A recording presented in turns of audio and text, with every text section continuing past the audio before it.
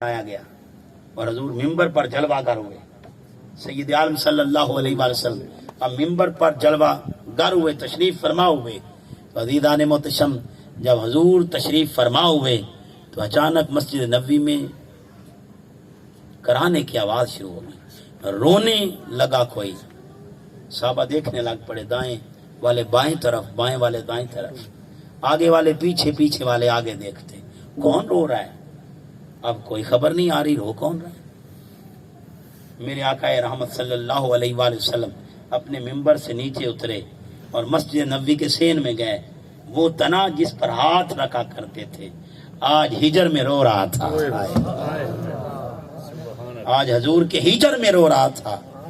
اور محدثین نے لکھا ہے اور امام بہقی نے بھی یوں لکھا ہے کچھ اضافی الفاظوں کے ساتھ، حضور نے اٹھا لیا اور اسے سینے سے لگایا اور تھپکی دی. امام بہقی کہتے ہیں ایسے تھپکی دی جیسے دودھ پیتے بچے کو ماں چپ کراتی. تو عزیزان محتشم ہر شے جانتی ہے کہ میرے تاجدار کیا ہے. اس بیچارے کو خبر نہ تھی تو اس نے پہلی ڈالی کہ اب پتہ چلے، یہ گواہی دے تو میں مانوں گا آپ واقعی سچے نبی.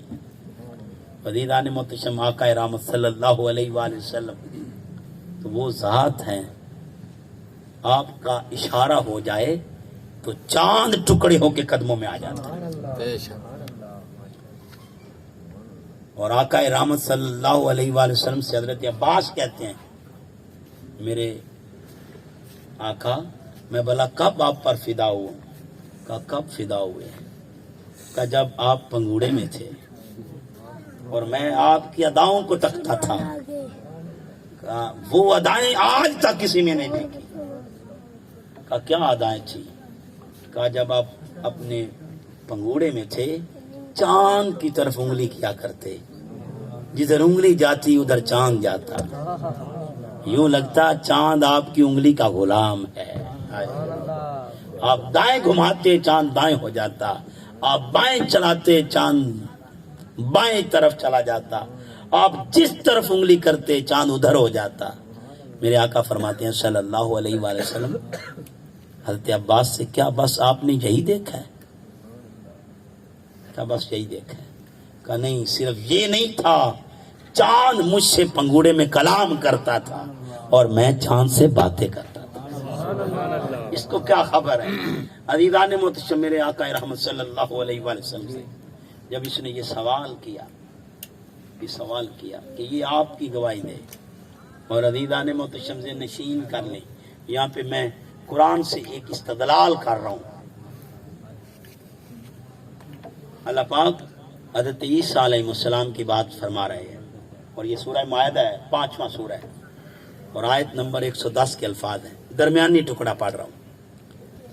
اذ تخلق من الطین کحیۃ الطیر باذنی. حضرت عیسیٰ گیلی مٹی لیتے اور پرندے کی صورت بناتے، پرندے کی حیت بناتے، پرندے کی شکل بناتے گیلی مٹی سے. فتنفخ فیہا فتکون طیرا باذنی. پھر اللہ سے اذن مانگتے، مٹی کا بنانا بھی اذن الہی تھا. اللہ سے اذن مانگتے، اجازت مانگتے، یا اللہ اجازت ہے اس کو بنا لوں؟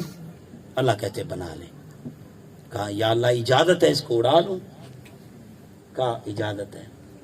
تو اکثر لوگوں سے لوگ پوچھتے ہیں یہ پھونک کہاں سے آئے، اور میں کہا کرتا ہوں یہ بھی قرآن سے آئے ہیں. لیکن ہر بندہ لائق نہیں ہے، لائق وہی ہے جسے وہ اذن عطا کرے، جسے وہ اذن دے. تو آپ نے پھونک مارا، وہ اڑنے والا پرندہ ہو گیا. عزیزان محتشم پھر جب پھونک چل پڑے تو بات بھی چل پڑتی. ایک اندھا آ گیا، اس نے کہا تو میرے لاکما میں اندھا ہوں، مجھے بھی آنکھیں مل سکتی ہیں اور میں پیدا ہی اندھا ہوا. والابرص باذنی. ایک کوڑ زدہ ابرص زدہ مریض آیا، اس نے کہا مجھے بھی شفا ہو سکتی ہے، یہ میرے چہرے پہ رونق آ سکتی ہے. کہا آ سکتی ہے. یا اللہ اجازت ہے اس کو آنکھیں دے دوں؟ اللہ کہتا ہے اجازت ہے. یا اللہ کوڑی کو شفا دے دوں؟ قرآن سے پڑھ رہا ہوں، کوئی واقعہ نہیں بیان کر رہا، قرآن سے بیان کر رہا ہوں. شفا دے دوں؟ اللہ نے کہا اجازت ہے. تو عزیزان محتشم، اندھے کو آنکھیں مل گئی، کوڑی کو شفا مل گئی. جب بات آگے بڑھ گئی تو لوگوں نے کہا کہ اتنی طاقت رکھنے والے اب مردے بھی اٹھا دے. وَإِذْ تُخْرِجُ الْمَوْتَ بِإِذْنِهِ. اور جب حضرت عیسیٰ مردوں کو زندہ کیا کرتے، مردوں کو زندہ کیا کرتے اللہ کے اذن سے، اللہ کی اجازت سے. اب اٹھاتا کون تھا؟ حضرت عیسیٰ. اور اجازت کس کی ہوتی؟ اللہ کی. تو یہی اسی کو عطا کہتے ہیں.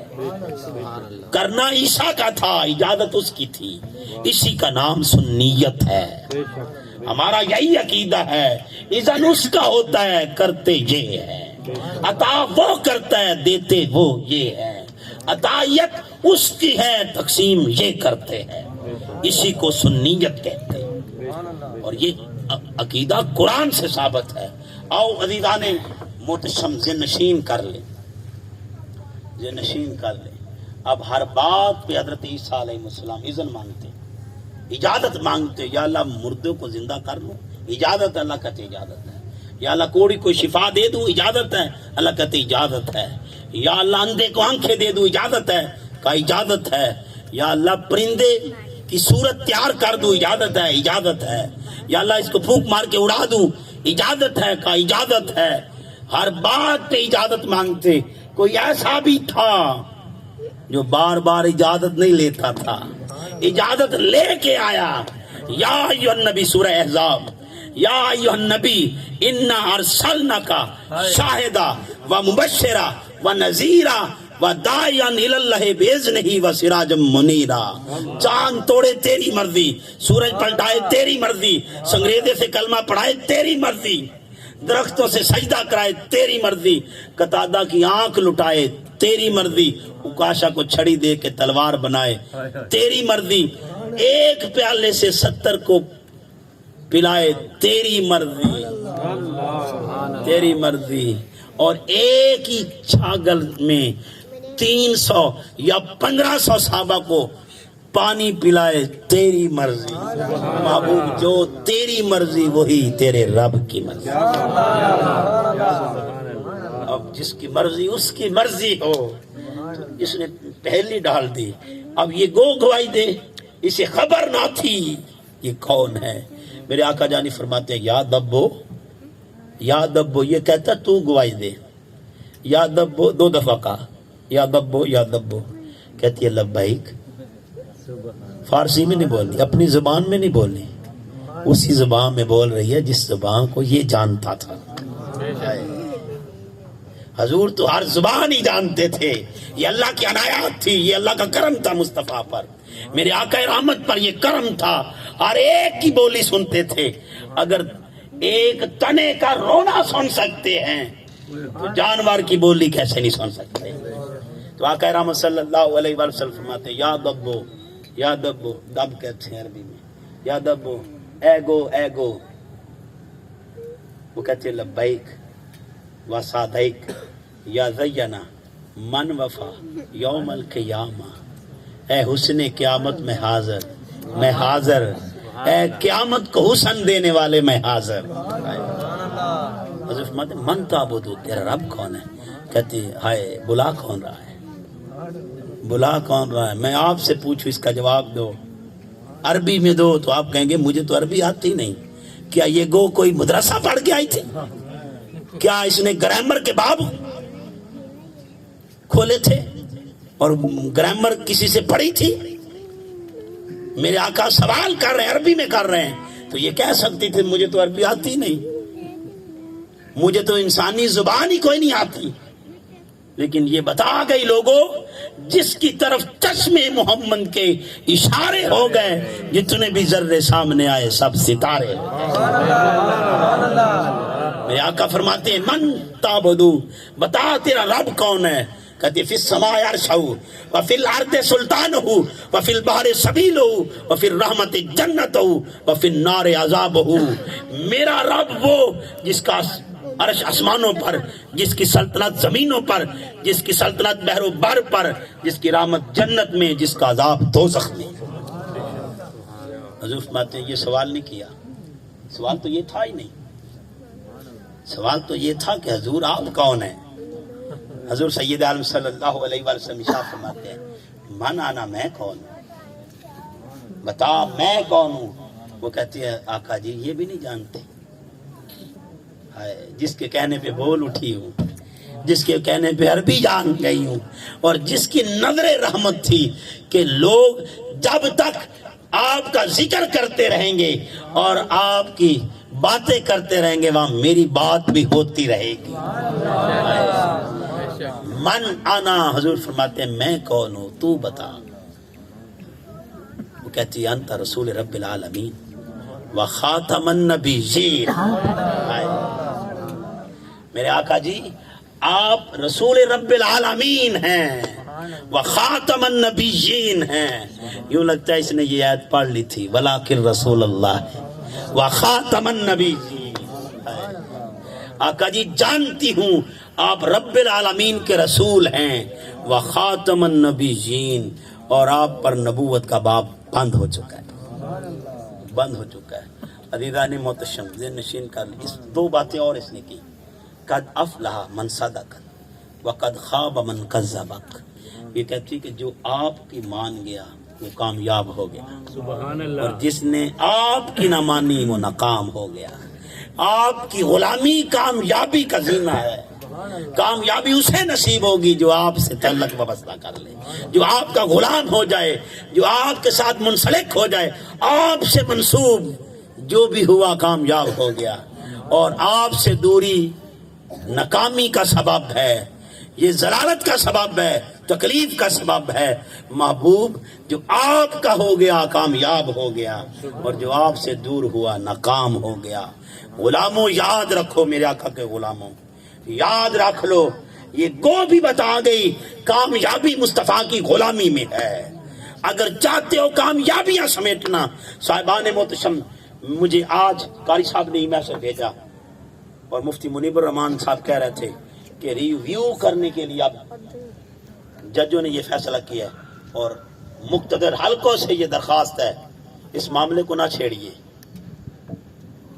ہم دیوانے حضور کے، ہم اخلاق کے، اور ہم کوشش کرتے ہیں کہ ملک میں فتنہ فساد نہ ہو، جھگڑے نہ ہوں، نفرتوں سے بچا جائے، لیکن صاحب ذہن نشین کر لیں، نہرو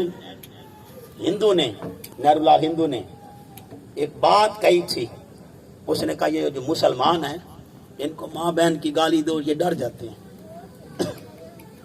ڈر جاتے ہیں، یہ گالی کا جواب نہیں دیتے، ان کو کوئی بات بھی کرو تو یہ سن لیتے ہیں، ان کو ذلیل ان کو کر دو یہ چپ رہتے ہیں، لیکن ایک کام ان کے سامنے نہیں کرنا، کبھی ان کے سامنے محمد صاحب کی کوئی بات نہیں کرنا، حقیر بات بھی نہیں سنتے۔